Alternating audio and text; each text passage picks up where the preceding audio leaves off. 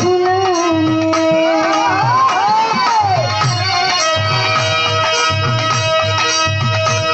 झकोर हमारे झूल को है साड़ी लहराए हो झकोर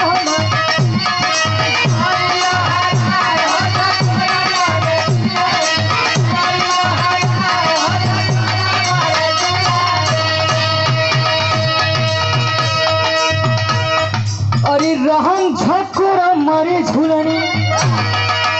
अरे झकोर मारे झूलनी तो कहे साड़ी लहराई हो झकोर हमारे झूलनी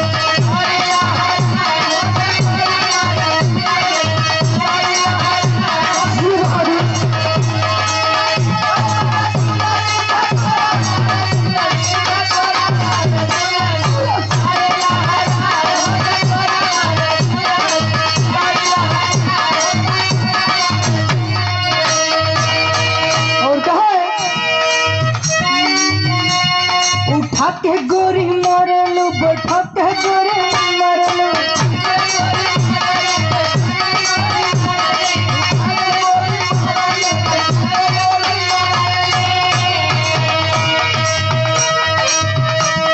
उठा के गोरी मरलू बैठा के गोरी मरलू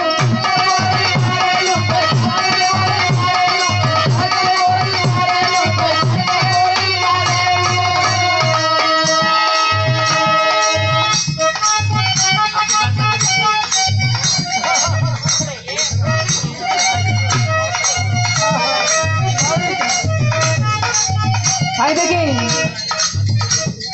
मीनाक्षी जी की तरफ से सुंदर सा पुष्पहार 201 प्रकाश बात पर मिलल हो लेकिन कहे गो उठा के गोरी मरलू बैठा के गोरी मरलू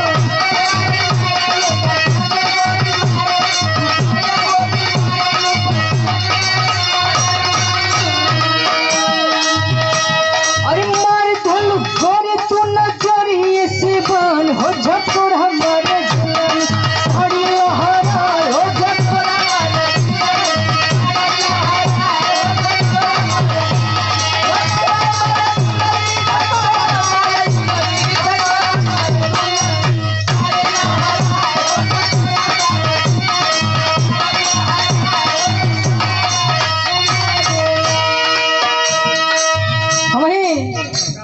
राम आश्रय भैया का फरमाइश आओ था थोड़ा सा हिला अच्छा नहीं लगा था अब सब हिलबे नहीं करता हम कहीं लें हमारे झूलनी अरे झकोर हमारे झूलनी तो कहे साड़ी लहराए हो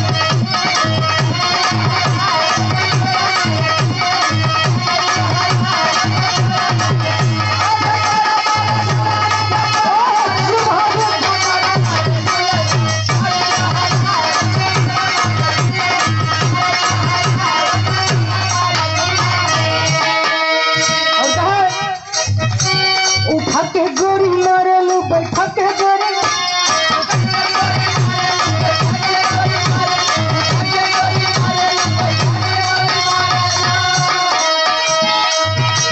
उठा के गोरी